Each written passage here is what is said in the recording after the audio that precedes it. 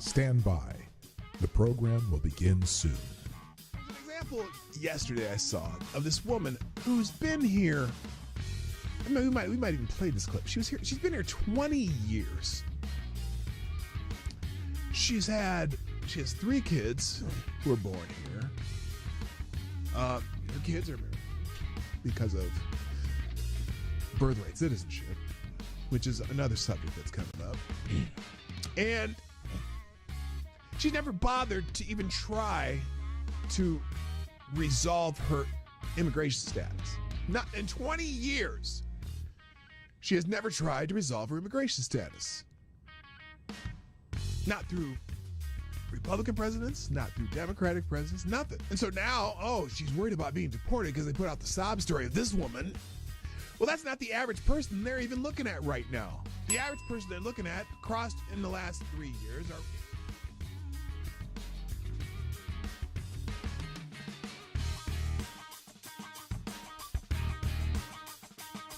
CNN is cutting jobs to embrace the digital future. No, they're cutting jobs because, as I like to say, they suck. CNN is undergoing a significant restructuring, planning to lay off about 200 employees, which constitutes approximately 6% of its workforce. This move is part of a broader strategy under CEO Mark Thompson to pivot towards a digital-first approach, focusing on expanding digital subscriptions and reducing costs from traditional TV operations. Wait a minute. Didn't they already try the CNN subscription service, which failed miserably?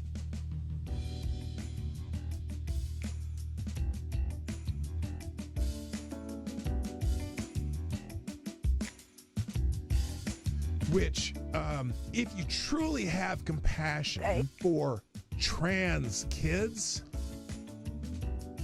you would allow them to all go through puberty, because 90% of kids who think they're trans change their mind once they go through puberty. That puberty is the fix for most of the problems. But you guys want the medicalization of kids and sterilization of kids and medical and surgical altering of kids who can't make that decision at 12 years old or 13 years old. Catus Diablo asks, why is it when I try to show empathy and concern, people always misconstrue it? Last time I asked someone if their mom at least got a good check from the clinic that botched the abortion. Oh!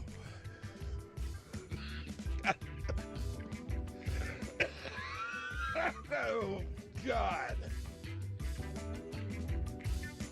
Damn it, AD. I think you just need to find a gentleman. Stand by. The program will begin soon. I would be willing to bet everything I own that submitting a 22-minute video montage that shows the most egregious acts of violence you can find from that day, when the defendant in question is on that video for only 6 seconds and is seen walking calmly, is highly prejudicial and a violation of the defendant's due process rights. The person was found guilty and sentenced to 19 months in prison. Now, it took 2 hours to read through all of the documents that were in the case file. Every motion submitted by the defendant was denied. Every motion by the defendant was denied. How often does that happen? And every motion submitted by the government was granted. They turned a trespass misdemeanor that would have resulted in a $50 ticket into 5 misdemeanors and a felony charge by charging the defendant with a statute that would have required the Secret Service to rope off the section he was in, which they did not. They also charged him with a statute that would have been required them to prove Mike Pence was in the building at the time he walked through that corridor. He was not. And finally, they used an Enron statute that the Supreme Court struck down.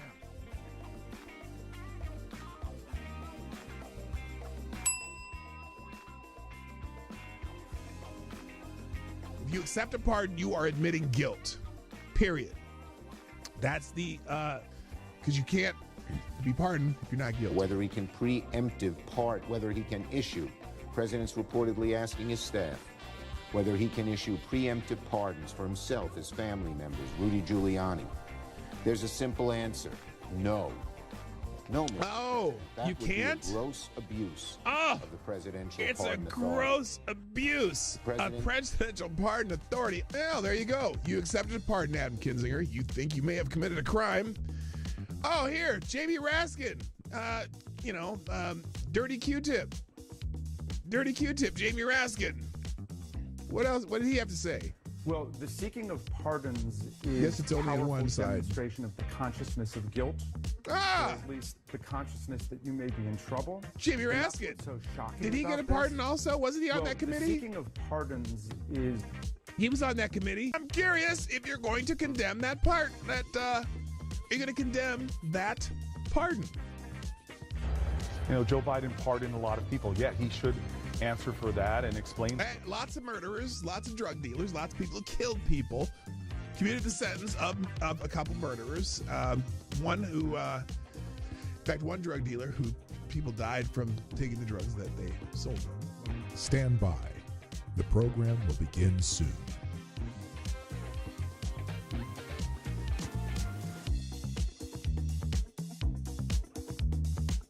The Obama-Aniston rumors have gone wild. Rumors have emerged on social media that suggest Barack and Michelle Obama might be heading towards divorce, with speculators linking Barack Obama to actress Jennifer Aniston. Most rumors have gained traction following Michelle Obama's absence from Jimmy Carter's funeral and the inauguration, and are based on tabloid stories and social media speculation without solid confirmation from the individuals involved. So far, they're still rumors, and I don't know why people are perpetuating them, but it is kind of fun to perpetuate rumors like that. No one's come out to out and out deny anything. That's the weird.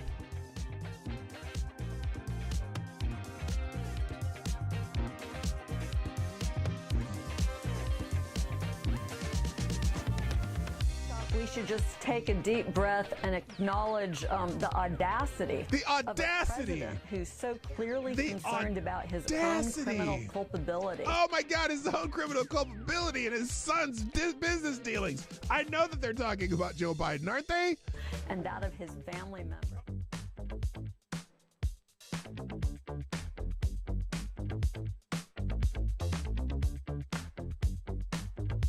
Like the boy asked, are cats really soul suckers? Yes.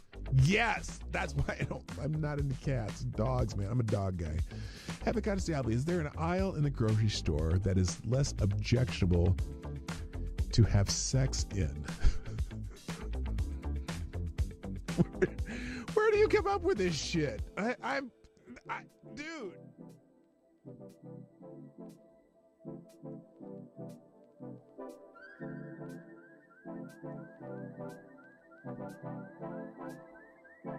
Trump has done something no person in the world has ever done before. A dead man, a dead politician, has risen. Yes. Somebody who 4 years ago at Davos, he's buried, a dead. And I wonder how many people at Davos have been funding Donald Trump's demise that has failed. I wonder how many people at Davos, again, let me say it again. I wonder how many people at Davos have been funding what they had hoped would be Trump's demise. I bet you there's a few of them there. And didn't work, did it now? Didn't work now, did it? Politically, known to me. He's now returned. This is the greatest comeback in political history of a politician. And then, therefore, he thinks he can do anything. At the end of the show, every day on my show, if I put something on the screen or I'm talking about it, or it's a topic or an article that I'm presenting in this show, I provide links to every single thing that I've talked about. And even more, the ones I didn't even get to, I drop them in the chat at the end of the show, and also I drop them in the description. So if you want to find these articles, they will be in the links at the end of the show.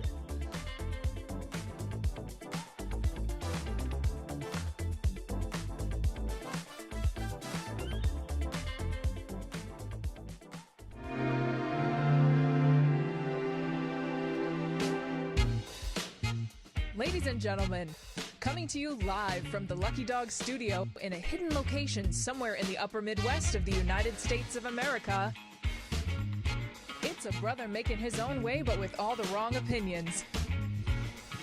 Welcome to the Morning Night Live with your host, the one and only Dawg Knight.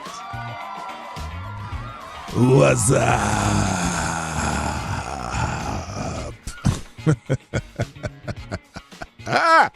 Good morning, everybody. Welcome to the Morning Night Live. I'm your host, Marty, also known as Dawg Knight on the internet. And welcome back to the Dawg Knight Channel, where it's Friday. Why is that up so loud? Holy shit. Hello. How you doing? Happy Friday. Hope you're all got a good weekend planned. Mine is going to be cleaning a garage and spreading mulch around my yard. Yes, we cleaned up the garden yesterday. If you haven't seen any pictures or video of my garden, you'd have to go, I guess, to one of my alternative channels called Marty's Big Journey, and you'd have to scroll back. But yeah, we've got a 30 by 80 foot garden in the front of our house. It's all just perennials. I don't like planting shit, so we do perennials. And then I have like a 90-foot row of hostas on the side of my house. And then we have a smaller hosta garden on the other side of my house. So we're gardeners. We're into gardening. And so we cleaned out the garden yesterday, but we got to replace all the mulch. So we're going to be spending about a couple $100 on mulch. But I buy it by the truckload. Don't ever buy mulch in those stupid bags if you can avoid it. Borrow someone's pickup. Go to a place that does it in bulk, and you can get a shit ton more for your money. But that is what I'm planning this weekend. And a week from today is my birthday, which means I'll no longer be 60. But if you've ever been on my joke channel, Marty Got Jokes, my daughter last birthday gave me like 60 or about 60 cards for my 60th birthday, right? And one was a birthday card and the rest were dad jokes. And so I've been, over the last year, taking these cards wherever I go, and when I find someone who's just sitting around, usually in different places, and I open one of the cards, and we tell the dad joke, and I put it on Instagram and YouTube, and I've been doing that for a year, but I have only gotten through about 46 of them. I got 14 to go. Well, I have more than that, but we did 8 over the weekend at the Mall of America because we figured out that, I've been kind of dallying on this, and I really don't have time to, I have to get the rest done. So we did 8 over at the Mall of America before we got kicked out for soliciting. I didn't get kicked out. They just asked us to stop doing it because they have a policy. You can video in the Mall of America, but they say you can't do any soliciting. But I wasn't selling anything. I was just seeing if random people would want to listen to a dad joke. And then we put it on video. But they said, the first cop's like, that's no big deal. Okay, that's fine. And then the second one's like, yeah, we're going to have to ask you to stop. So we did. Anyway, if you haven't seen that, that's on Marty Got Jokes on YouTube, Instagram, and then the other one, Marty's Big Journey, is it's mostly traveling, but just stuff that we do. It's just general stuff. If you'd like to see the insights into what I'm all about, that's another way to see more of me, which I'm sure you're just thrilled about. Anyway, but this is the news and commentary channel, and so we're going to continue doing that today. But before we do, I got to say good morning to the troops. So first in the chat today. Now, there's a little controversy this morning because the person who was first, I shouldn't say controversy. It's not controversy. The person who was first has been so very gracious to give today's title to someone else. So, Somnable Nation, that's very grand of you. But today the bell goes to none other than Amazing Disgrace gets the bell today. Yeah! Congratulations, Amazing Disgrace gets the honorable first bell, and Somnable Nation, I salute you for being such a great sport. Also, good morning, Somnable Nation. And then also, who else is here? JB's in the house. Good morning, Avocados Diabli.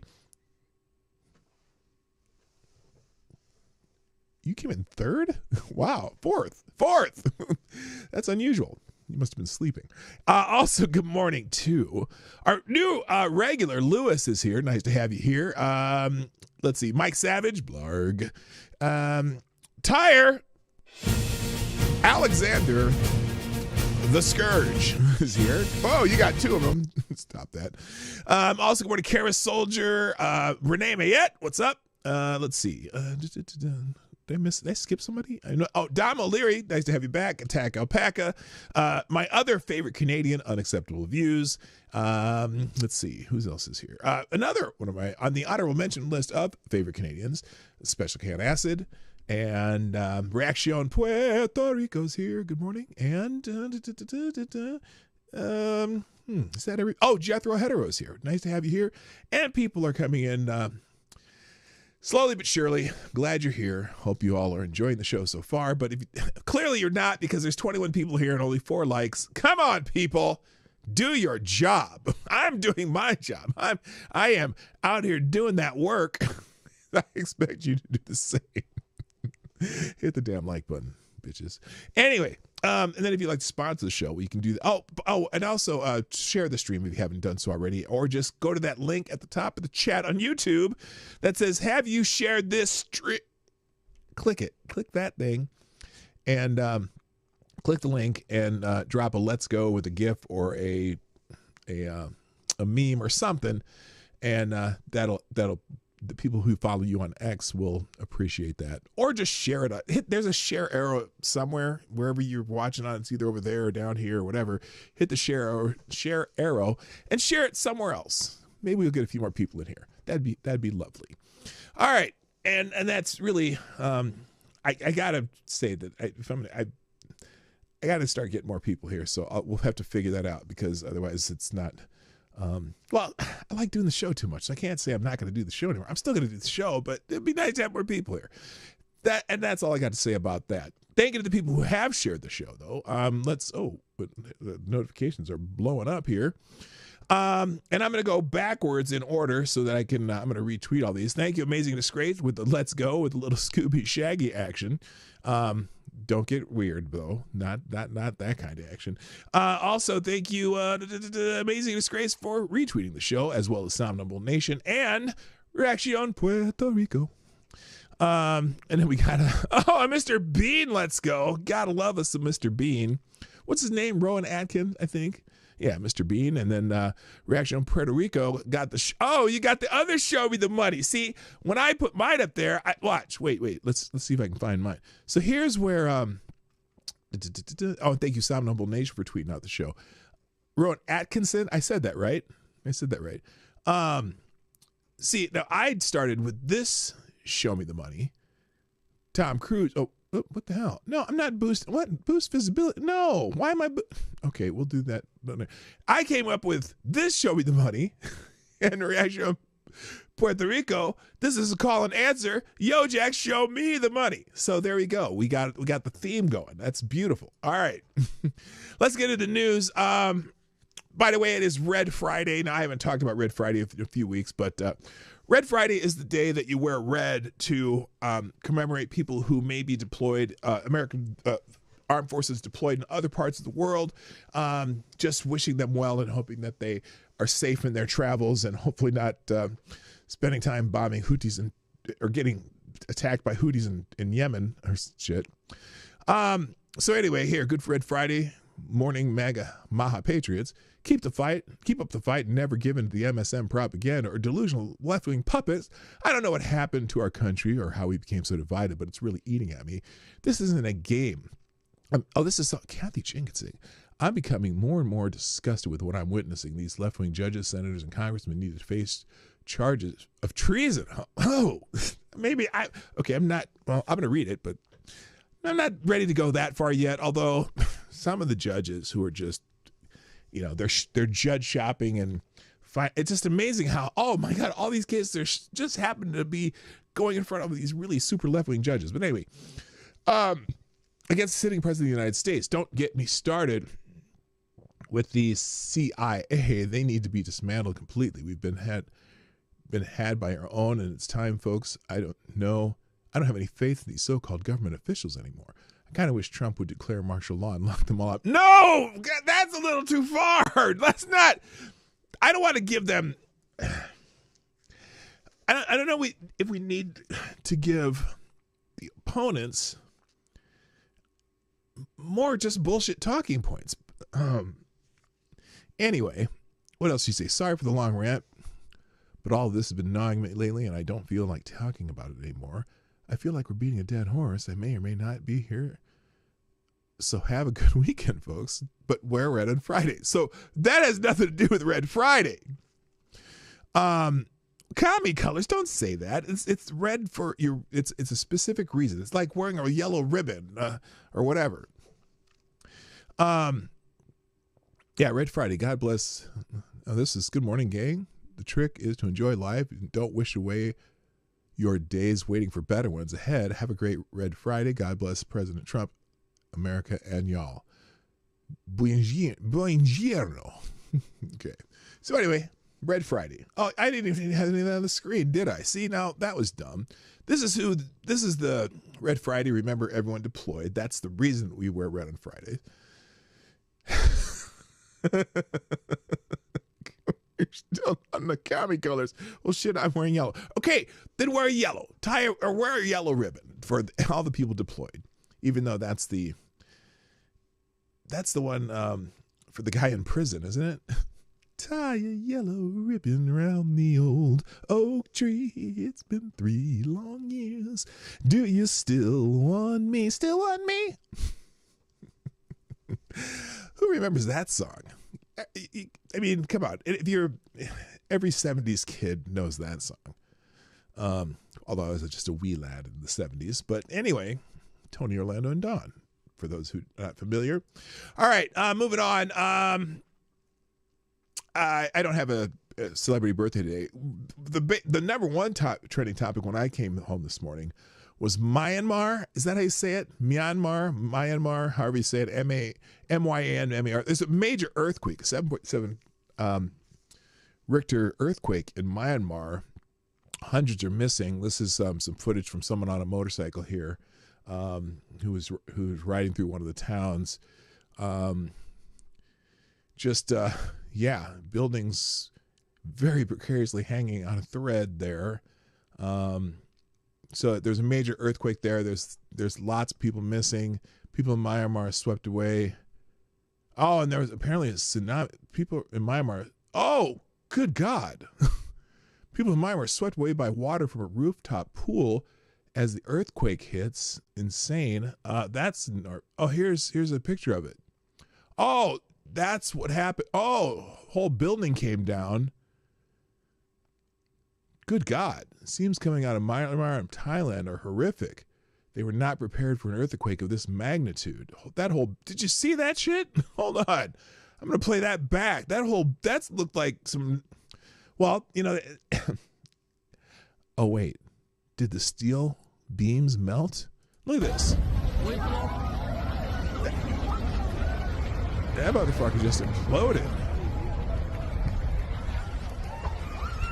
So there's a lot, it could be hundreds, thousands, maybe tens of thousands fear dead.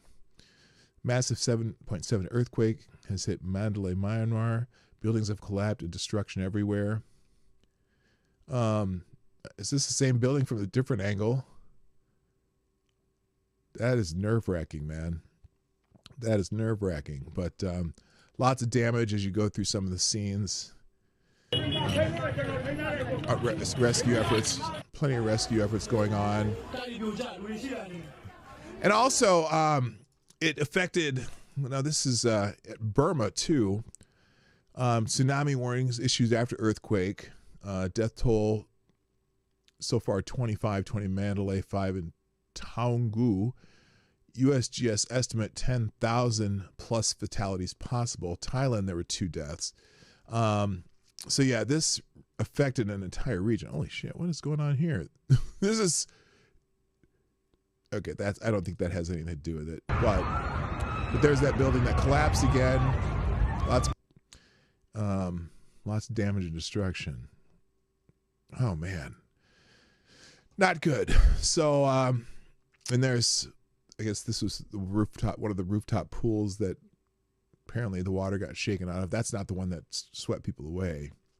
Is Myanmar and Burma the same thing? I don't know. The names of these countries change and whatever. Burma too, Burma is Myanmar. Right. No, I don't. I didn't. That's why I'm not, this is me being the geography midget. Okay. So there you go. Same place. So Oh, what the hell did I do there? So anyway. Oh. Why is that not working?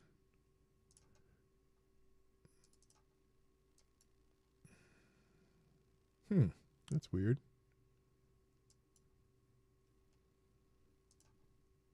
And I have disappeared. Okay, that doesn't help. Activate camera. Configure video. There we go. Sorry, I didn't mean to leave you. So there you go. That's it. Let's move on. Also big in the trending. Oh, core PCE. Economic news. We check out the core PCE. Apparently, so far, no impact on PCE from tariffs. The forecast was 2.7 year to year. The actual was, this is for February, 2.8. And then month to month 0.4, forecasted 0.3, so a little higher than expected. A hot core PC before any of the inflationary tariffs effects begin. There will be no rate cuts this year, but there will be big profit margin cuts. Good luck, stocks. This sustained inflation progress stalled. In February, PC inflation rose 0.3% in February and 2.5% in the past 12 months. That's the same as January. Core PC, excluding food and energy, rose 0.4% in February and 2.8% in the past 12 months. That's a tad hotter than expected and up from the 2.6 of the prior month. Bottom line, inflation remains a problem, and President Trump's tariffs are going to exacerbate it. That's the opinion there, and that's fully possible. It's fully possible. Let's see. Equity futures are mixed this morning. Economic events on the calendar today are core PCE, consumer sentiment, and bankers' Hughes rig count. So on and so forth. So, and of course, there's Chris Jackson. Inflation spike! Sorry, I didn't mean to scream. Prices are rising faster than expected, and Trump's tariffs are making it worse. No, the tariffs haven't even taken effect yet, dickhead. But yes, core PC jumped 0.4% in February, hitting 2.8% year over year, the highest in over a year. Yeah, well, not the highest by a long shot in the last 4 years. So anyway, good morning, Roasted Opinions. I see you. Tyler F's in the house. And on 1, 2, 3, it's here. Nice to have you all show up. Nice to have you here. Okay, so, and look, we're going to see the effects of the tariffs on certain things. I would suggest buying American for a while with those tariffs kick in, especially. Oh, by the way, interesting note about the automobile tariffs that we heard about the other day, about Trump possibly putting a 25% tariff on Canadian automobiles. Okay. Here's a video that someone brought to my attention because I did not know this. Let's here, hang on. This might explain the Trump tariffs, the 25% tariffs on automobiles from Canada. It may not be what it seems. So let's just watch this video real quick. Breaking this news story, but here we are. Mark Carney and the liberals and the media lied about Donald Trump's 25% auto tariffs, and I will prove that to you right now. So this is what the actual White House fact sheet says. Importers will be able to certify their U.S. content, and the 25% tariff will only apply to the non-U.S. portion of vehicles. So if you're building cars in Canada or Mexico with mostly American parts, you are exempt under the USMCA deal. And let's get this, the new tariff doesn't even kick in until the U.S. sets up a process to measure non-U.S. content. That means that there is no automatic tariff on Canadian Hello, cars. Midnight There is no Exile. job losses, unless, of course, companies jumped the gun on that one. And there is also no crisis, unless you are importing EV batteries from China, which is the actual target, not Canada. I just refreshed CTV and CBC, and none of them have corrected their stories here. And Mark Carney and liberals are saying that Trump is attacking Canada, that this is a war on Canada's auto sector, and it is total BS. The White House fact sheet literally says the 25% tariff will not apply across the board. It says that you... So anyway, the point is, there's not going to be a 25% tax on automobiles from Canada and Mexico, except for the Chinese parts. So they haven't even worked out a way they're going to determine that. Most vehicles made in the United States, Canada, and Mexico use parts made in the United States, Canada, and Mexico. So apparently that's not going to be a major thing. I see that you guys are, enjoying the presentation here, so I guess I'll let it finish. USMCA compliant auto parts are also tariff free, and it also says that there is no immediate tariff. So why exactly is the media and the liberal government clearly ignoring because the they very obvious want exemption under the USMCA deal? Because anything they can do to be negative towards the current president, they will. That's why. Good. Oh, what's up, Pat? I see you. Your boy Pat's in the house. Nice to see you, brother. So yeah. So anyway, you can watch. It'll be in the links today. I'm not going to finish watching this. She goes on a little longer. In other news, now we just got a bunch of news items now. This is an exclusive from Breitbart. Former Freddie Mac employee has been arrested for alleged bomb threats against a Trump appointee. Yeah, see, no, it's funny how quickly they want to stoop to violence, because they always complain. And I tell you right now, all these violence things that happen from the left, like the firebombing of Tesla dealerships and Antifa beating up people in the streets and anything they do that's violent. Do you ever notice that Democrats and people on the left have one go-to thing that they can go to? And in fact, I'm going to do a little quiz. Okay.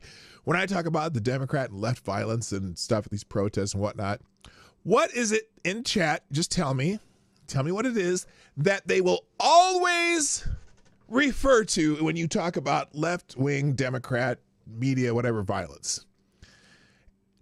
There's two, but there's one they go to now. I know they'll always go to Charlottesville. That's one of them. And the one is J6. Exactly, AD. Exactly. Because those are really the only examples they can come up with.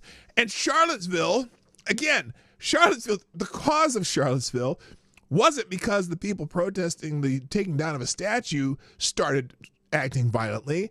It's because the police and the mayor decided that they would only allow them to leave their event going through the other protesters who started attacking them. So the violence there was started by the counter protesters, and the dude who drove into the crowd, I mean, what he's an idiot, but come on. The violence, they never mention how the violence started there.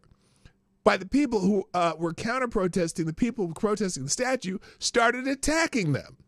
That's where the violence started. It wasn't started by the people protesting the statues. And in fact, the police only allowed them one way out, and it was through the other protesters. So they instigated it. So anyway, and then of course, you get January 6th was the only thing.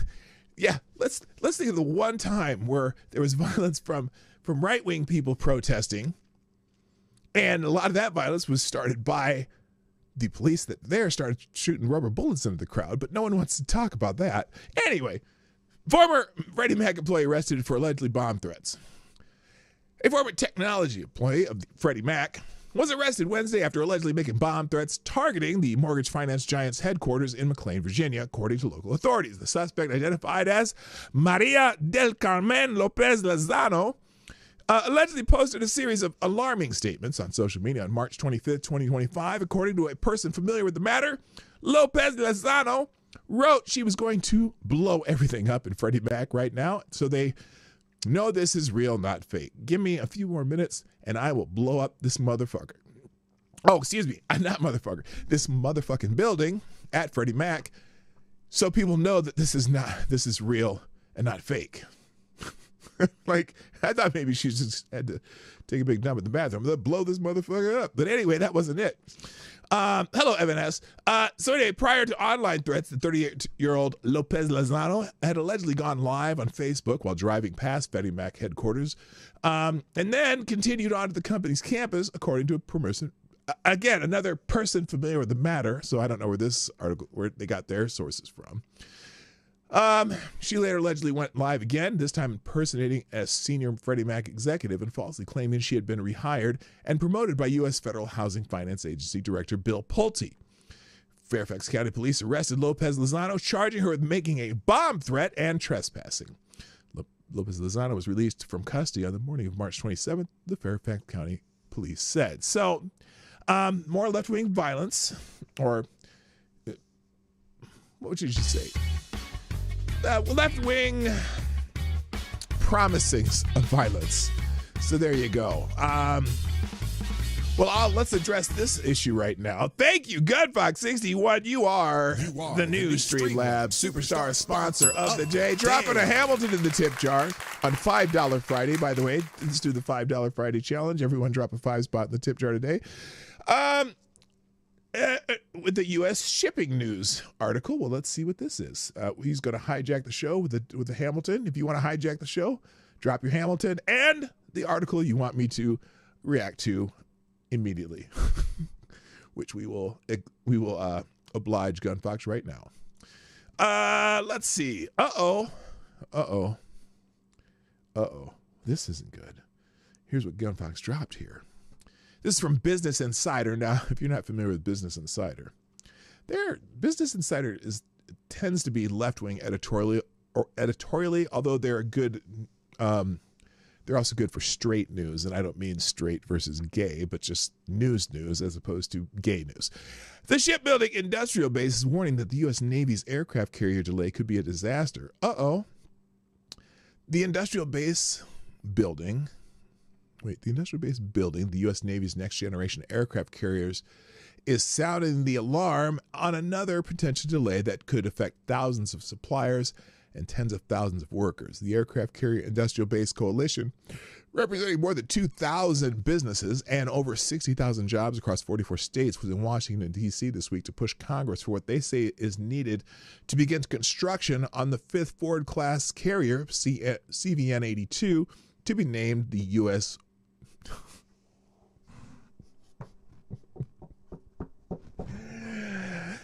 The USS William J. Clinton.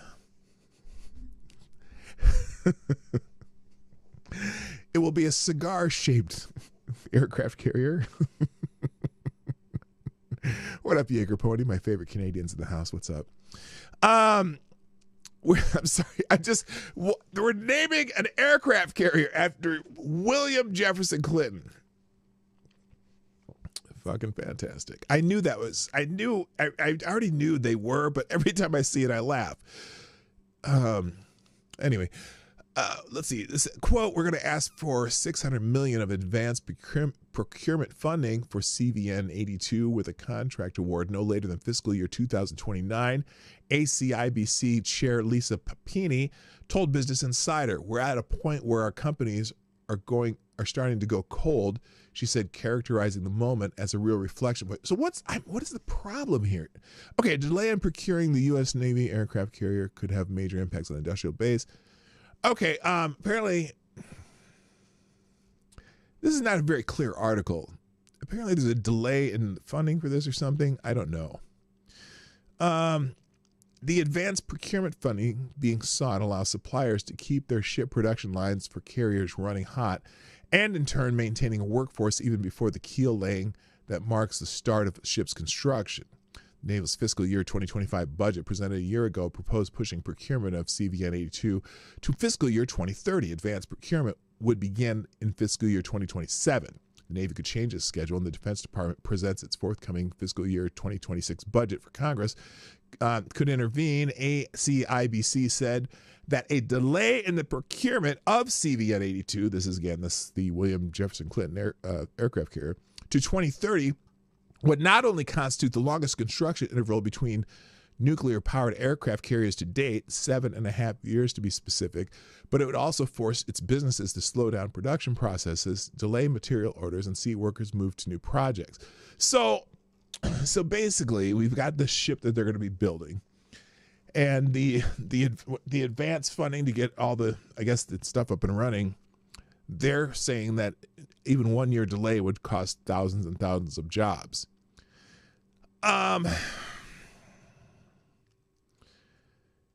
So let's see. The ACIB's concern reflect larger trends across shipbuilding industry. Top Navy projects for new submarines and warships are delayed and facing rising costs. Military officials, experts, and lawmakers are trying to figure out how to fix current problems while addressing decades-long shipbuilding woes. Many have pointed toward the first and primary issue being labor. Keeping skilled workers with competitive pay, good benefits, and high quality of life is critical, the industry has noted. Should those workers leave, hiring and training new people takes time, adding in another factor suppliers have to consider in this process. The Trump administration has indicated that revitalizing American shipbuilding is a top priority. President Donald Trump recently announced plans to establish a White House office dedicated to the issue, although details are few. Others have said the Navy's inconsistent demand for ships has left the industrial base without much needed consistency. Conversations around fixing these shipbuilding issues is a great start. You know, I understand that we want to keep people in jobs and stuff, but also isn't demand often geared towards need? I don't know, man. Any shipbuilding experts out there? I mean, I would think too that we have so many ships that have shipbuilding, not shipbuilding, ship. My P's are not very pronounced, so I can't go. Anyway, shipbuilding. Is that better? I don't know why they don't retrofit a lot of the old ships that we've taken out of commission too, but I guess you need new ships to to keep the military industrial complex happy. I don't know. All right. So there. Anyway, thank you, Gun Fox, for dropping that one in the jar. Also happening. Oh, and you know, there's been a lot of Tesla vandalism lately, and but this one is a little interesting. Rich Karen has caught King Tesla in Seattle, yet cops seem oddly confused over the motive. Why would they be confused? We're just a couple of days. Oh, by the way, tomorrow, if there's a Tesla dealer in your town, I would suggest grabbing a phone, grabbing a camera, grabbing something, and go by the old Tesla dealers tomorrow, because tomorrow is the great Tesla takedown, where they have planned protests at Tesla dealers all around the country. I really wish I could do that. If I did have so much shit to do, I would do that myself and go interview people. I may do a cutout of my day just to do that anyway. But anyway, the great we're just a couple days away from the left's latest spasm of weirdness, the Tesla takedown, in which people in blue cities around the country will put their mental illness on full display in hopes of hurting Elon Musk. If this is reminiscent of saying, of that saying about taking poison and hoping that someone else dies, you're not wrong, except these domestic terrorists, I can't even talk today, carry actual poison and firebombs. But wanting to kill Tesla stock because Elon Musk is helping to curb government spending, kooks who once avowedly swore that the world was dying of too much carbon dioxide are now setting Teslas on fire, many creating an inferno that emits more pollutants in the air than their entire household for the year. These human non sequiturs are the latest iteration of leftist deep thinkers who believe it's better to let forests burn in a huge burst of CO2 than to manage them and keep the carbon stored in the trees.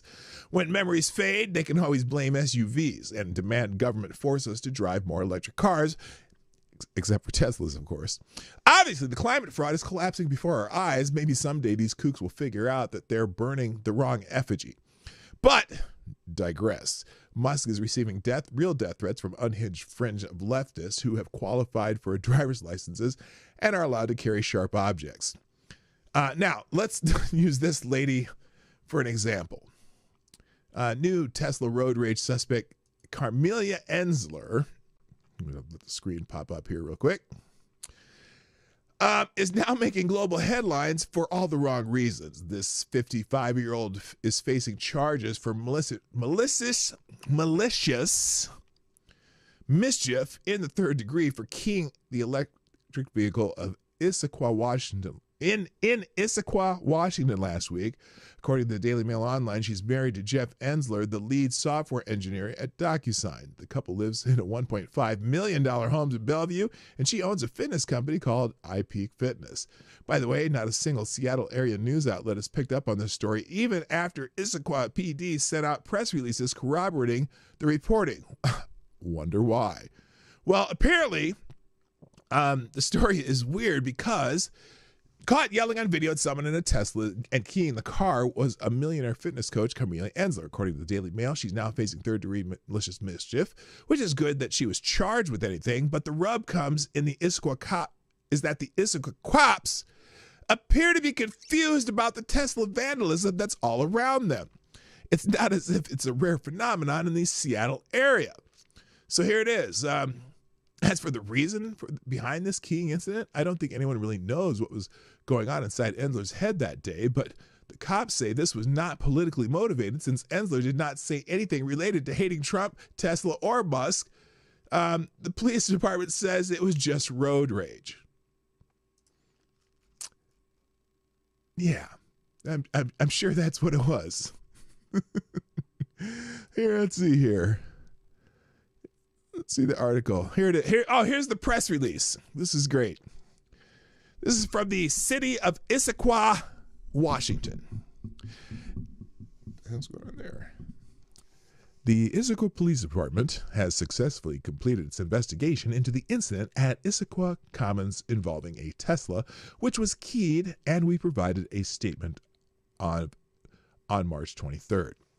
IPD has now contacted the victim and confirmed that the altercation stemmed from a road rage incident which occurred on March 20th around 3:30 p.m., not the politically motivated attacks that have previously targeted Tesla and their owners. It was later discovered that the victim had reported the incident online through a system meant for cases without suspect leads, and the report was in the queue for review. However, in cases like this, where there is a suspect lead, the report would have been rejected and assigned to an officer for investigation. Following the thorough investigation and multiple tips from the community, IPD was able to identify the 55-year-old Bellevue woman involved in the incident, driving a Toyota 4Runner.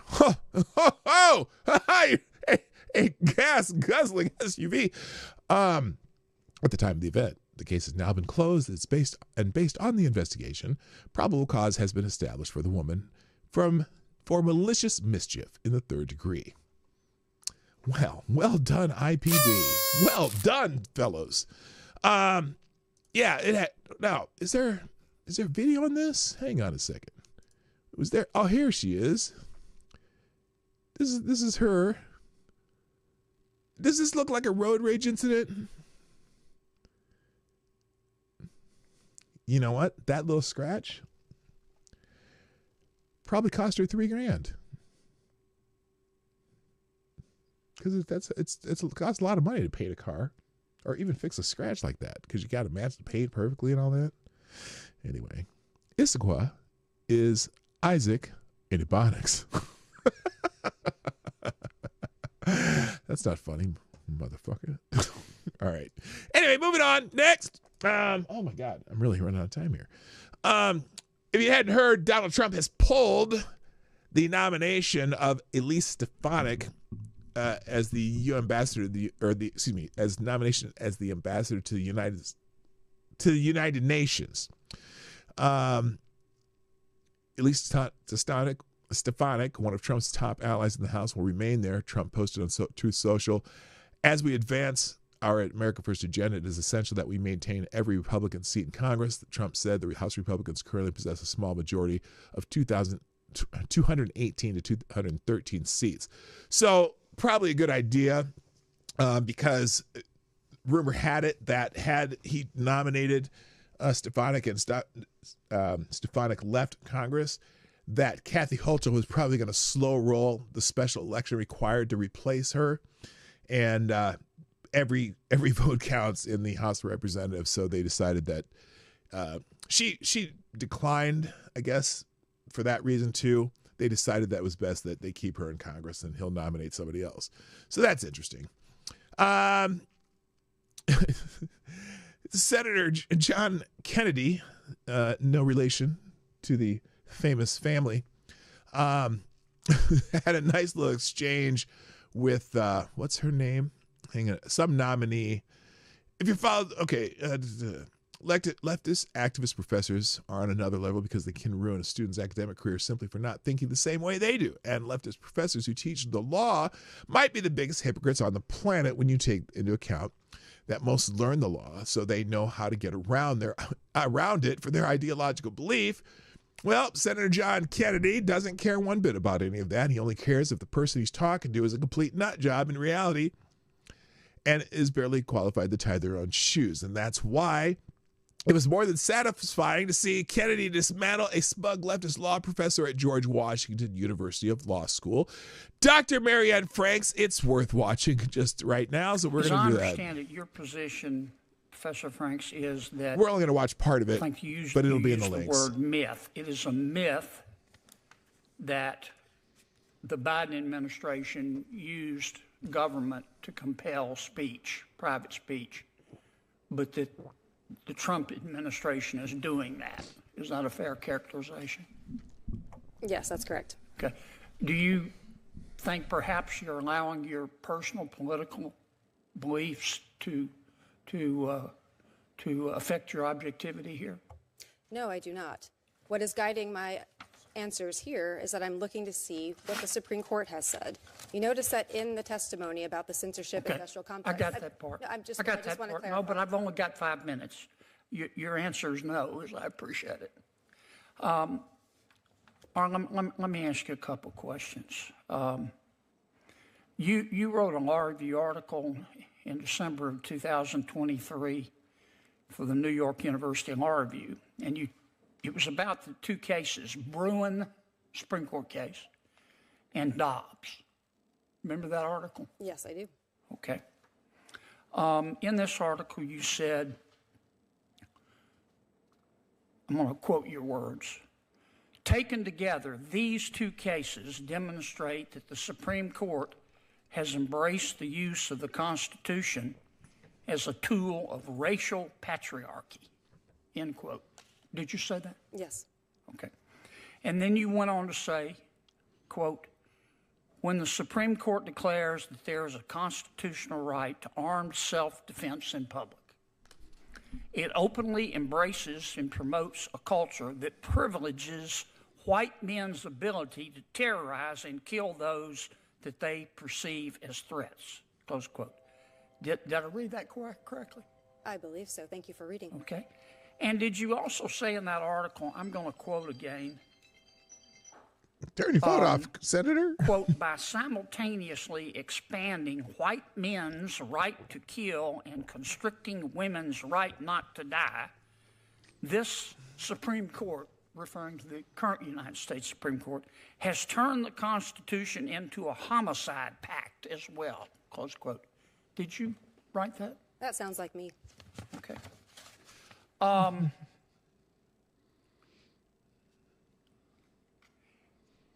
In November of 2024, you tweet, don't you? I'm not sure what the current terminology is for it, but yes, I am sometimes on the social platform that was formerly known as Twitter. Yeah, you're on a lot, aren't you? I'm not sure what good. The relevance of that is. You're trying to be provocative on there, don't you?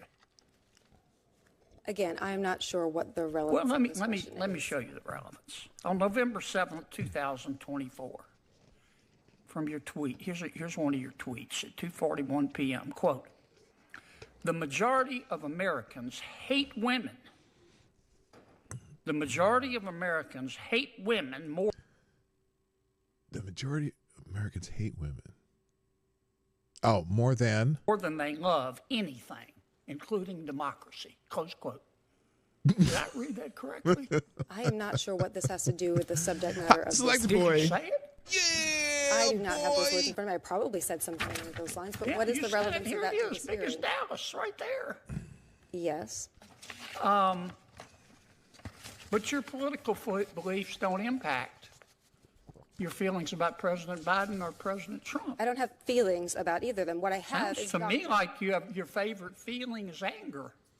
Let me ask you this. You issued another tweet. This was in May of 2022. She didn't know how to answer. She didn't know how to even. She shut up real quick when he said that. You've just been tweeting up a storm. You said, quote, "There's a reason why the conservative-dominated Supreme Court thinks the Constitution does not contain a right to an abortion, but is convinced that it contains an individual right to possess firearms." Huh. Okay, I gotta think about that.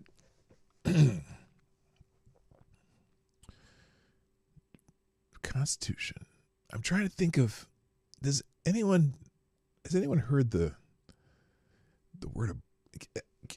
I wish you could do a word search of the Constitution for the word abortion. I'm just confused, but I'm pretty sure that line that the right of the people to keep and bear arms shall not be infringed. Because, even with that pre-clause, it's the right of the people to keep and bear arms, not the right of the militia to keep and bear arms, the right of the people to keep and bear arms. It's very specific. It doesn't say the right of the militia to carry arms, the right of the government to keep and bear arms, the right of the police force to keep and bear arms, the right of the, the Army, the Navy, the Air Force, the Marines to keep and bear arms, even though some of those branches weren't around then. But it's the right of the people to keep and bear, which for those who are challenged, it's not about having a bear, but like a animal with paws, but to bear, to hold, to carry arms, the right of the people to keep and bear arms shall not be infringed. That's an odd statement. I'm gonna go back and let him quote this again because that's an interesting statement. The Constitution does not contain a right to an abortion, but is convinced that it contains an individual right to possess firearms. Well, who are the people? And that reason is white male supremacy. What does that have to do with white supremacy? Did I read that correctly? I'm people. I'm not a white male. Is there a question that is relevant to this hearing? Did I read that correctly? Do you really think that the United States Supreme Court, you're an officer of the court, is guided by white male supremacy? I believe that the First Amendment prohibits the president and other state officials for punishing people for Did you honestly say that, Professor? And you expect us, that the First as a Democratic witness, to take you seriously? Are you kidding me? I believe that you should take you the First heard of Amendment curb seriously, your enthusiasm? Here's my saying, curb my nausea. I believe that you should the time has expired. Anyway, so there you go. Kennedy at his best taking apart a leftist witness. All right, another news, New York Post. This is not good for the Democrats. Trump apparently is more popular than ever. Percentage of Americans who think the country is on the right track is through the roof, according to a CNN analyst. I don't know if you've seen this clip. Here's just 33 seconds of it. Oh, maybe if there's some volume, huh? Let's start that over. How about that? He's basically more popular than he was at any point in term number one, and more popular than he was when he won election back in November of 2024. What are we talking about? His net favorable rating right now comes in at -4 points. Compare that to where he was when he won in November of 2024, so his when he was popularity at keeps going -7 up. points, or March of 2017 when he was at -10 points. So when you compare Trump against himself, he's actually closer to the apex than he is to the bottom of the trough. And of course, that's so important because Donald Trump, historically speaking, has had his numbers underestimated. So anyway, the point of that story, here, pause that. There we go. President Trump's popularity is at a record high as the largest share of Americans in decades believe the country is on the right track, according to new polling data. With the president's current net favorable rating is in the negatives at -4%. It is making steady progress in the right direction. It's far better than the 10 points than he was. So that's the point he made there. And then finally, there's also bad news. Black voters in swing states say the one things Democrats don't want to hear. Black male voters, in particular in swing states, said on NBC News Thursday that they stand by their decision to support President Donald Trump, which is not what they wanted to hear. Meet the Press interviewed black men in swing states who cast their votes for Trump in the 2024 election, despite saying they had some reservations about Trump's methods as president. Most reaffirmed their support of them. Well, I fit in that category, yeah. Anyway. How long is the clip? This is too long of a clip because I got other stuff to do. But the clip's in here. Oh no, it's Kirsten Welker though. Oh no, we got to watch this. I want to see Kirsten Welker's face. As they, here, I'm going to put this on Rumble. I'll put the separate link on Rumble here. Let's watch Kristen Welker's face as she asks the questions and gets answers that she probably did not want to hear. I want to turn now to more from the latest installment of our Deciders Focus Group series. As we mentioned, we are hearing from black men in swing states who voted for President Trump in 2024. One of the biggest takeaways from this key focus group was despite some disagreements with the president about his tactics, they are standing by their vote. Take a listen to a little bit more of what they had to say. Who's the interviewer? I'd like to know whether, on balance, you approve or disapprove of what the new administration has done since it took over. Approve. So by a show of fingers, who approves? 1, 2, what the new 3, administration 4, has 5. done since it took over. Marlon, 5 out of 7. I approve because he's weeding out a lot of things that stupid shit. That's what he's doing. I would say Biden and Kamala Harris disrupted in this United States. There's a lot of things. It's going to be a tough job for him in the Trump administration as a whole. But I'm just willing to wait and see what goes forth from now. I believe that he's getting rid of the clutter and things that have been there for a long period of time, and he's just cleaning house. But which needs to be done to do it. And so I don't 100% agree totally how he's cleaning house, but there are some areas that need to be improved within the government. Oh yeah. All right, I'm gonna stop there. That you can get the idea, okay? And that's how most of the interview went. But I'm leaving the separate link of just that particular segment in the links today. All right, I gotta kind of cruise through this now since we got Friday Q&A. Adam's apple was trending this morning. And I'm like, why? It has to be something to do with everyone's favorite topic, transgenderisms. Someone here though, apparently this is an article where the Lakewood Police Department of Colorado, where my son just bought a house. Hey, Lakewood Police Department of Colorado, did you happen to miss the Adam's apple and the banana too? This is a he, him, full stop. Okay, wait a minute. Lakeland Police put out this this thing. Update. We have identified the 29-year-old Shaden Hessner as the suspect in this case. She has been arrested for cited for criminal tampering. And so everyone's pointing out the Adam's apple on Shaden Hessner, the she. So that's why that's trending. But also, I saw this video the other day, and this is someone who thinks this is a checkmate. Listen, this is interesting. And it says you can't argue with facts. Now, I know, AD, you might have gotten excited for a second, but wait for it. Hey, Republicans. I've gotten surgery to remove my Adam's apple, my forehead, and my jaw. That makes me the equivalent of a biological female.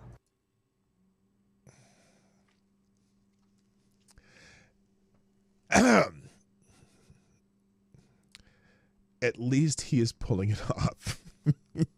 Well, we don't know if he pulled it off yet, but we do know that he's getting more surgery to look more like a natural female. And this is kind of one of the new mantras of some people in the trans community, saying, well, I'm a biological, whatever the choice they're making. Or, I'm a biological female. I am clearly a biological human being. Blah, blah, blah. Yeah, but you're still transformed through surgeries and chemical reactions. And unfortunately, you will forever be male. Sorry, honey. Anyway, so that was the one that's, and then of course, that's a man, baby. Anyway, so that's why Adam's apple is trending. Smithsonian is trending. Apparently, the Smithsonian is having some of its funding cut or something like that. Trump goes after DEI initiatives at the Smithsonian and the National Zoo. Some people are saying the Smithsonian National Gallery of Art should be stripped of all federal funding. They are money laundering propaganda tools that operate in free buildings, have huge endowments, and pay ridiculous salaries, and they don't follow federal regulations. So there's a Trump executive order on Smithsonian targeting funding for programs with improper ideology.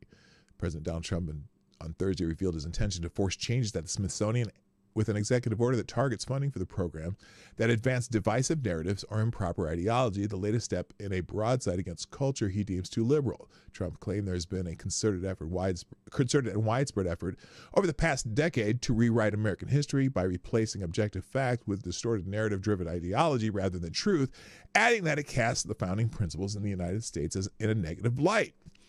And there are some examples of that, especially there's a big exhibit at the Smithsonian regarding white supremacy and shit like that, which, look, if you put it in historical perspective, yes, you can't deny that that's been a part of our American history, but you also can't deny that, first of all, not everyone believed in it, and there's been a whole lot of things that some of you white people let me just say this, some of you white people are good people. That's funny to me. I don't know why. Anyway, the order he signed behind closed doors. Ooh, behind closed doors. Puts Vice President J.D. Vance, who serves on the Smithsonian Institution's Board of Regents, in charge of overseeing efforts to remove improper ideology from all areas of the institution, including its museums, education, and research centers, and the National Zoo. So anyway, they're getting rid of some of the woke nonsense that gets pushed through a lot of these government institutions. And so that's why that's trending. Lito is trending. Now, Lito Oficial, the Venezuelan TikToker who thumbed his nose at our laws and told illegals to squat in our homes, finally got shipped back to Venezuela. Oh, gosh. Darn it. That poor fellow. Maybe now he can protect our borders and we can protect our borders and stop rewarding crimes. Deportation is serious. So a couple people talking about that. Apparently he was a Venezuelan military intelligence sergeant who ran influencer ops in the United States. Well, he's been deported. So good riddance. Also trending, Jon Stewart is trending. Jon Stewart and Ezra Klein gave people on the right a gift, I guess. This is a 5-minute long clip, so I'm not going to play it, but Ezra Klein walked Jon Stewart through the rules to apply for the rural broadband NTIA money. So they were talking about how we have to issue the notice of funding. That's still 5 minutes. Basically, so when they did the infrastructure bill, okay, the Biden did the infrastructure bill. Remember how we talked about part of that bill had a shit ton of money to take broadband into rural areas, and that basically no one's been connected yet. And that's because the process just to get the funding goes through this multi-step process where out of like 57 different areas that have requested funding, only 3 so far have even gotten the funding approved, let alone starting a project. So it's just one of those things that shows you the the inefficiency of how our government does things, and how, you know, they got all this money supposedly allocated for it. And it says, let's see, 14 steps to apply for Build Back Better funding. And so it's an interesting clip. It'll be in the links. And then finally, Drudge is trending because people finally figured out Matt Drudge still has a website. But on his site, he's been really going after Pete Hegseth. You know, this whole thing with the this little so-called scandal with Signal. What's interesting, and I think I saw some Charlie Kirk video, and I'm not a fan of Charlie Kirk, but he was 100% right on this one. It's funny how on this whole Signal thing, if you look through the internet, everyone's calling for Hegseth's resignation. Just Hegseth. Powers that be kind of people, Democrats and media and shit. They're all calling for Hegseth's resignation. And what's weird is they're not calling for Mike Waltz's resignation, or that Hong guy, whatever his name, the guy who actually put Jeffrey Goldberg into the Signal chat. They're not asking for his resignation. And that's the guy who, first of all, Signal's, I guess, has been being used for government communication and been approved and had some guidelines for how to use it, starting 2 or 3 years ago in the Biden administration because of the encrypted nature of it. And so somehow this Hong guy ends up putting Jeffrey Goldberg. And remember, I said this yesterday, this Hong guy has some ties to some pretty notorious Democratic law firms that prosecute Trump type things. And so, but no one's asking for them. And why is it that Mike Walls got Jeffrey Goldberg onto this call, onto this text thread, whatever? And there's plenty of Republicans who had to be dragged kicking and screaming to get Hegseth confirmed. And so now they're all, of all the people in the call, there's 17 people in the call. Tulsi Gabbard, no one's calling for her resignation. J.D. Vance, Rubio, all these people. The only resignation they're calling for is Hegseth. Now, why might that be? Is it because Hegseth is not a big fan of all the Ukraine stuff, and he's kind of saying, hey, here's where we cut back here, here's where we cut back there, and he's, looking at the budgets of the Pentagon and the military industrial complex, and he's like, well, we could be trimming some stuff here. I wonder if that's why, this whole thing happened. Anyway, it's curiouser and curiouser, but the biggest mystery was I didn't know Matt Drudge still had a website. So there you go. And then finally, Beto O'Rourke. Beto O'Rourke is back in there. Beta. Apparently, Beto O'Rourke. You're twiddling your. Beto O'Rourke popped into the limelight. I guess I don't know who he's talking to. God forbid this idiot. You're twiddling your thumbs and playing nice and trying to be bipartisan. They are killing your fucking country and taking away democracy. Okay. We are either going to fight or we are going to surrender, and I plan on fighting. Okay, so apparently all the cool kids in the Democratic Party are swearing up a storm now. So Beto's joined that group. Here's another Beto clip. No more playing nice. In my opinion, just mine alone, Chuck Schumer needs to step aside, resign. Okay. A lot of the leftists. Oh, he's there with Tim Walz. The courts, the Constitution, and the rule of law. And it's not if or when he will precipitate a constitutional crisis, because he is rejecting the decisions of a co-equal branch of government. We are in that crisis right now. Folks, this is not normal. This is not okay. This is crazy. This is very... And so is Beta. Beta!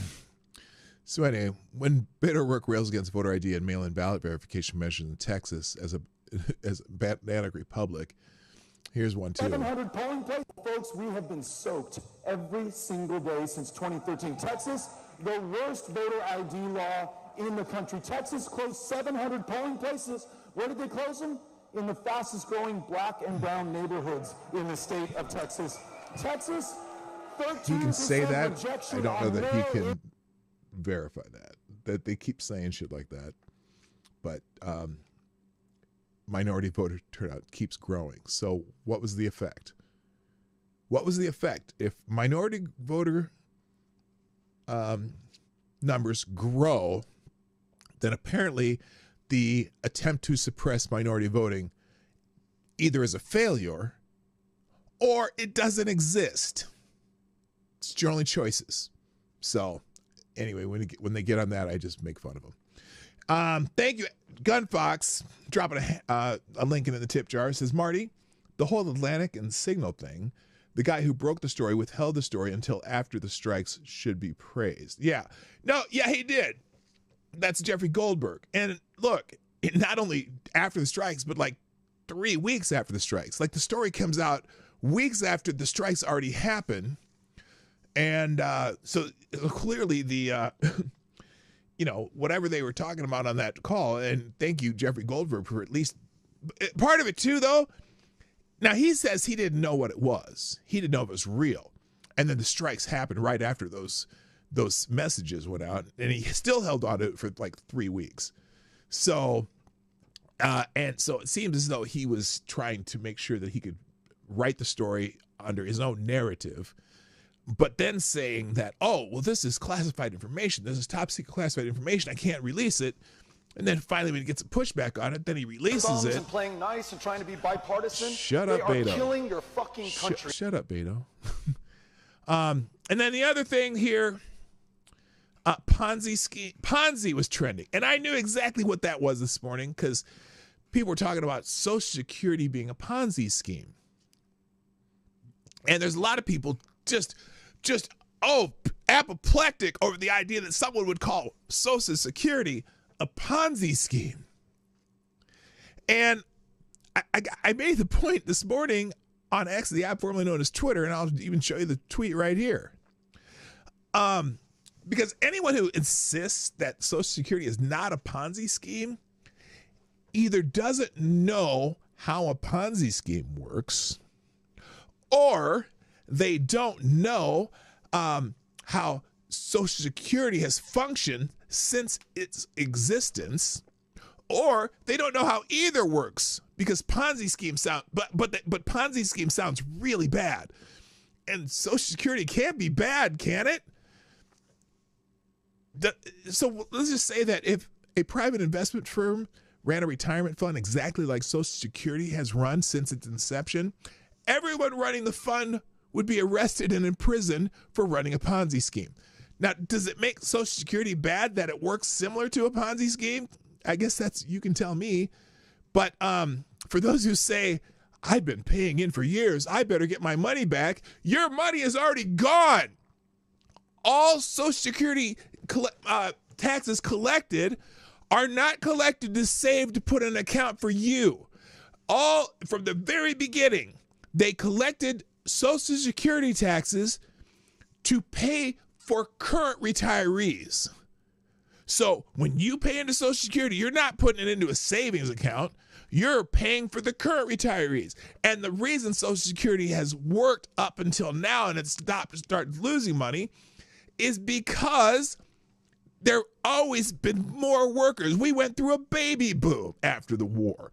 So there were always more workers to pay for the retirees that were living at the time. So when you pay in, you pay for the retirees, and then when you retire, the people who are working now pay for you.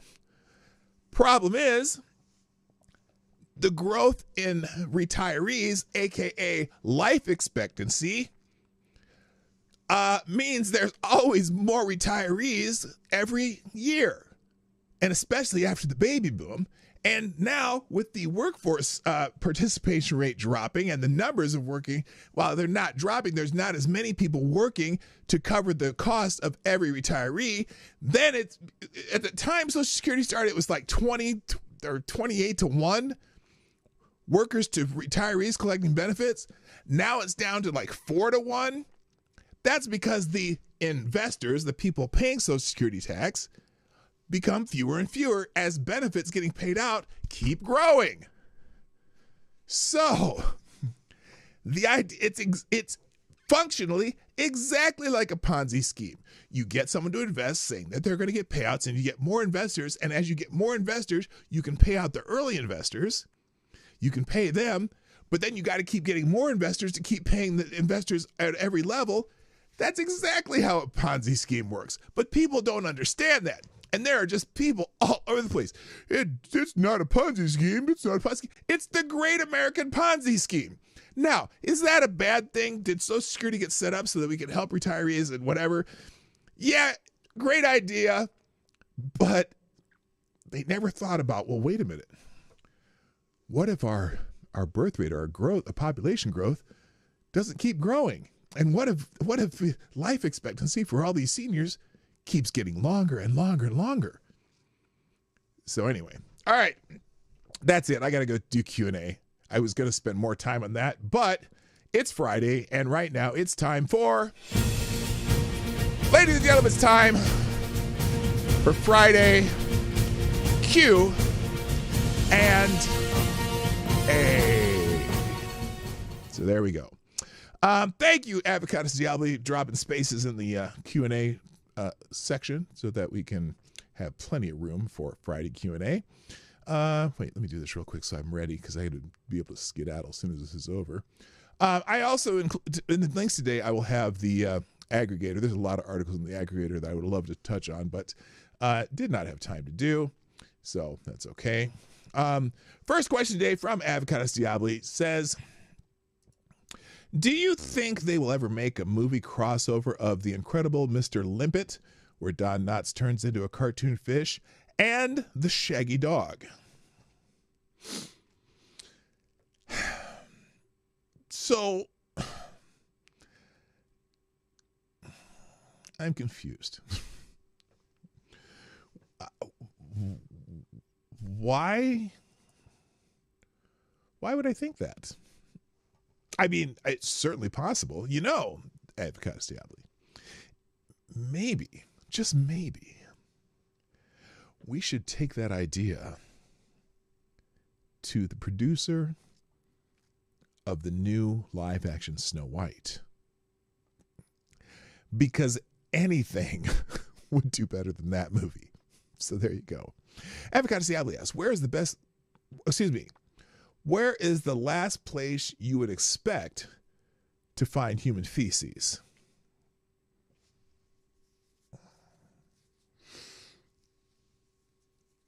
In my mouth.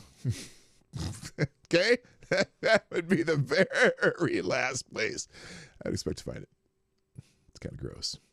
Avocados Diablo says, Susan Day or Aaron Gray?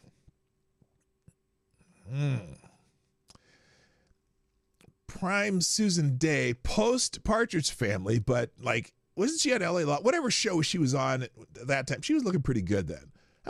They're both all right, though.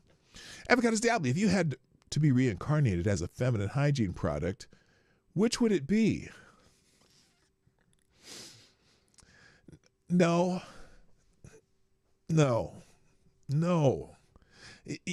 It's you. There's a couple you'd think would be cool, but no, nasty. Not never. Avocados Diablo, you were soliciting prostitution at the Mall of America? That was bold. Yeah, no, that's not what I was doing. Avocados Diablo, you know you did not play my music today. I would like to speak to your manager. All right.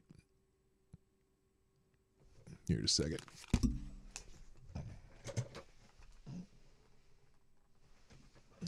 Sir, how can I help you? No? Okay, I tried. Avocados Diablo says, which would make a better amusement park attraction? A ride that simulated the digestive tract of a goat, or one that simulated a sperm's journey from beginning to end?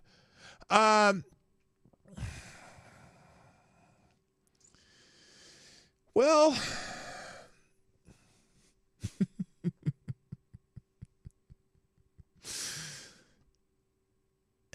wow.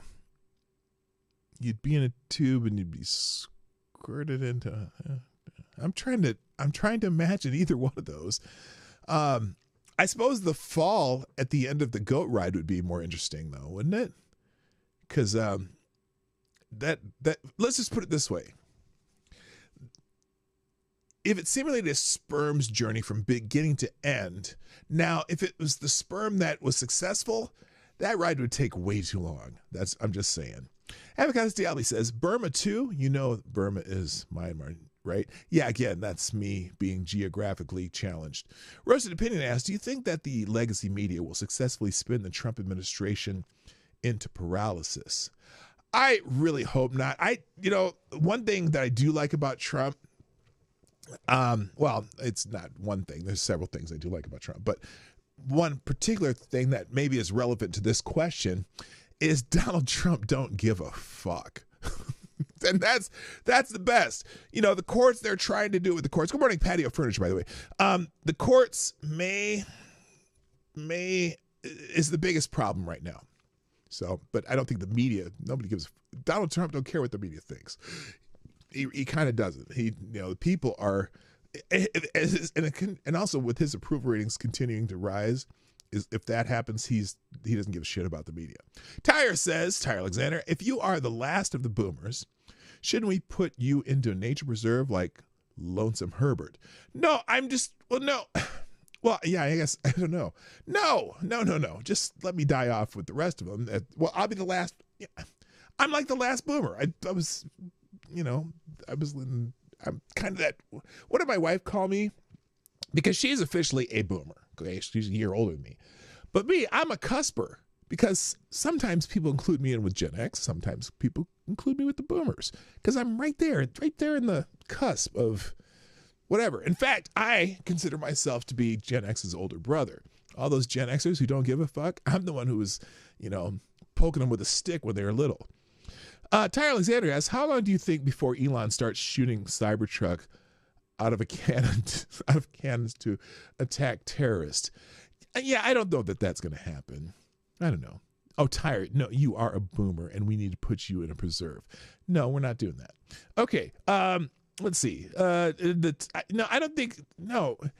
Elon, no, I think instead of shooting a Cybertruck out of cannons to attack terrorists, I think, how all the Teslas have cameras everywhere on them? I think he should just have those cameras also have a second little spigot that shoots out like spider venom or something at people who, then they could, anyone, as soon as that hears the scrape of a key, spider venom. Just like those, what do you call them? The inoculation machines? Anyway, Avocados Diabli, can you do a Minnie Riperton impression? She's saying loving you. Yes. Everything but that thing. Loving you is easy 'cause you're beautiful. That's about as close as I can get, and that's gross. Avocados Diabli, ever woken up wearing a pair of edible panties carrying a shillelagh inside a steel drum strapped to the top of a 1989 Oldsmobile Custom Cruiser?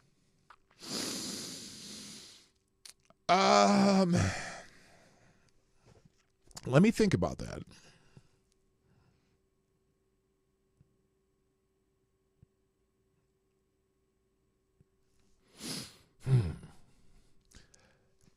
No, I don't think I have. But thanks for asking. Avocados Diabli, do they make a clear hot sauce that would be easily mistaken for an eye drops at a glance? Well, not necessarily hot sauce, but white vinegar might do the trick. Just saying. Lord Stanhope asks, why can't I have barbecue for dinner since most barbecue sauces are sweet enough to put on ice cream? Well, not if you're like in North Carolina. Like North Carolina sauces are more vinegary. And sauces in Texas are more spicy. It's mostly the Midwest, like Kansas City, St. Louis sauces. And Memphis, they kind of just avoid sauce and just stick with the dry rub. So it depends on where you're eating barbecue. But the Midwest barbecue sauces tend to be sweet. Avocado Stiabi says, if there were a surgery that could attack tiny little legs, or I suppose you meant attach, not attack. Attach tiny little legs to your back, would you get it so you could lie down and walk at the same time? That would be a cool trick. I'm just saying. That would be a cool, like, you just lay on your back and then you're just gliding along like a snake or something. That'd be kind of cool, I guess. Although it'd be hard to find clothes with that many pant legs. Lord Santa asks, what is your opinion of the most aesthetically pleasing warship? Can be from any era, built or not built. Mine is either the Tirpitz or the Montana. Aesthetically pleasing warship. I'm not a warship connoisseur. I don't know my warships very well. The only warship that I know that I've been on, because I never know what class of ship you're on when you go into the shipyards, but I was on the USS Missouri when I was in Hawaii, and I just thought that was cool. The history part of it was the aesthetic for me. It was just cool to be in that spot where they were signing the treaty to end the Pacific campaign. Lord Santa, when did we start humoring mental illness? Man, it's been a good 10, 12 years, especially, where it's just blew up, especially like in the mid 2010s.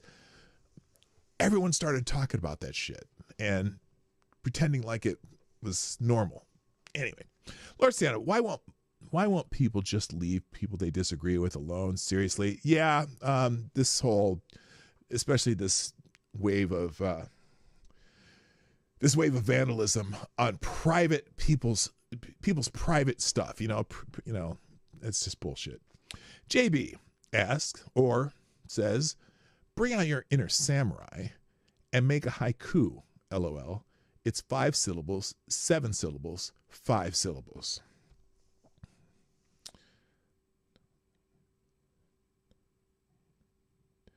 God damn it. Okay. This is that takes a lot more time, because like when when you say 5 syllables and I start doing 5 words, but there's more syllables. Smoky sweet barbecue sauce.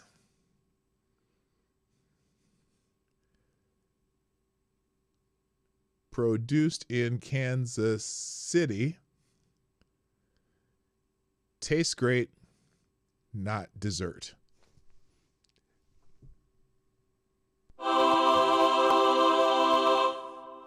There you go. Lord Stanhope says, as both a black man living in America and a professional bartender, did the whole concept of ebonics infuriate you? The concept of teaching it pissed me off to no end. Every language has its forms of slang and whatnot, but not as the form of language that needs to be taught. No one needs to be taught ebonics because the slang within the black community is forever changing. So it's useless to teach ebonics when you can't have a standard of ebonics. And it's also just fucking stupid. Avocado Siabi says, think I am going to get some Cuban for lunch. Do I want medianoche or Cubano sandwich to go with the croquetas? If you can get a good Cubano sandwich, you can never go wrong. Roasted opinions. Why should we panic about the delay in starting the USS Clinton when the USS Enterprise is already delayed 18 months due to supply chain issues? Very good point. There you go. Oh, others said, but everyone else is saying medianoche. Okay. That's a good point. It's, I don't know. I'll just say I don't know. Sabino Nation asks, do you think that Dr. Mary Ann Franks has an OnlyFans, and why is your answer a definitive hope so? Yeah, she was an attractive lady, but I would not want to listen to her talk anymore. JB, what did I do there? JB says, as I was going to St. Ives, I met a man with, St. Ives, that's the rhyme, As I was going to St. Ives, I met a man with 7 wives. Each 7 wives had 7 sacks. Each 7 sacks had 7 cats. Each 7 cats had 7 kittens. Kittens, cats, sacks, wives. How many were going to St. Ives? Well, let's just say J.D. Vance wasn't with them. That's my answer. Selected Boy says, who was hotter? Fazura Balk or Mila Kunis? Who's Fazura Balk? Hang on a second. F-A-I-Z-U-R-I. Balk? Is that how you spell it? No, wait. I got an S in there. Where is it? Who the fuck is Fazura Balk? I know who Mila Kunis is. Oh, for fuck's sake. What? Oh, she was cute at one point. She looks like shit now, though. This is what she looks like now. That's scary. But she was kind of cute when she was young. I'm going to go with Mila Kunis either way, though. Yeah, she looks like hell now. Okay. There's a lot about me that you can blame on Fazura Balk. Oh, Ferzula. Is it Feruza? Feruza Balk? Whatever her name is. Fazura. Lord Stanhope asks, I was supposed to stop drinking for Lent. I stopped drinking coffee instead. Did I screw up? Hey, did you clarify what you would stop drinking? Because, you know, if you stop drinking coffee, then you're good. Lord Stanhope, as a professional bartender, what tap beer would you sneak if you had the chance? Would I sneak?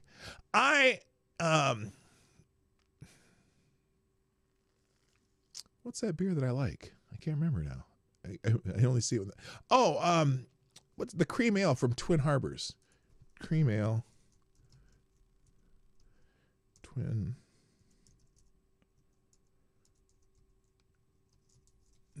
It's Castle Danger from Castle Brewery. Castle Danger. It's like my favorite beer when I drink locally because it's a Minnesota beer. Very good, very tasty beer. Lord Stanhope, what's for dinner? Tonight, we're probably going to do some Thai food from the new Thai place up the top of the hill. It's cheap and it's good. Lord Stanhope asks, would you rather have an uncurable STD or a treatable mental illness? Well, clearly the treatable mental illness. Look, a treatable mental illness can cover a lot of ground. It could be a very mild treatable mental illness. But the incurable STD, some of that shit will kill you. Lord Stanhope, if cute animals tasted good and progressively got worse depending on how ugly the critter was, would puppies be on the menu? Well, if that were the case, if all those factors were the case, then yes, puppies would be on the menu. In fact, they are on the menu in some places. Speaking of Thai food, Lord Stanhope, why did they stop calling them pyramid schemes? Is it because pyramid describes it perfectly, or did the Egyptians complain? Are Ponzi schemes and pyramid? No. They're not the same thing. That's why. I mean, a pyramid scheme can be like a Ponzi scheme. I guess they're they are kind of the same thing. Because pyramid marketing, yeah, I don't know. They're not quite the same because the term rug pull comes to mind when a Ponzi scheme. Anyway. Avocados Diabli, is this the last question? No. Avocados Diabli, is this the last question? No. Avocados Diabli, is this the last question? No. Avocados Diabli, will I ever stop asking if this is the last question? Probably not. Avocados Diabli, was that the second to last question? Guess I did stop asking. Lord Stanhope, can the last be, will you have a good weekend? Maybe. Select a boy, between Law and Order and New York Undercover, which show is better? Ooh. That's subjective. I really liked Law and Order. I mean, they get into some themes where you just roll your eyes sometimes, like when they get too close to the real news. But I always like the show. Lord Stanhope, but seriously, why can't I have ribs for dessert? Well, you can. No one's stopping you from having ribs for dessert. I'm just saying. If you want to have ribs for dessert, knock yourself out. No, don't knock your. Look at that literally. You know what I mean. All right, Avocados Diablo. Do you name items around your house? Example: I have a little rolling step stool I call Clem. No, I don't do that. I know some people do that. Avocados Diablo. Now, is this the last real question? Close. And finally, Avocados Diablo. The last question.